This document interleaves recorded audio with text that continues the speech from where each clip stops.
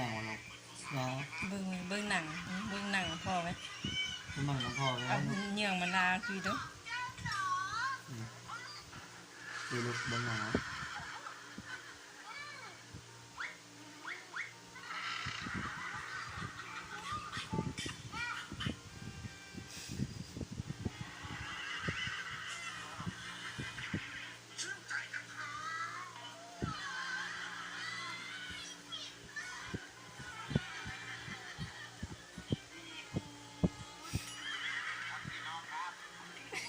เห็ดเบ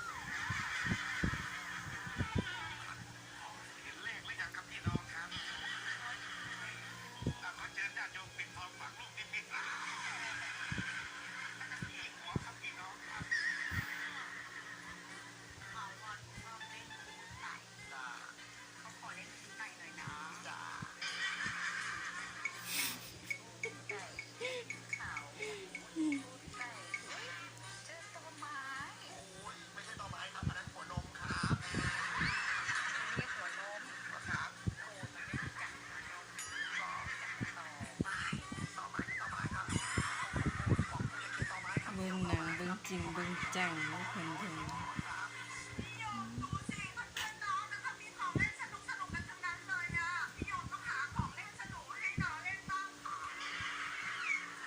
จะเอาไปไก่มันได้โอ้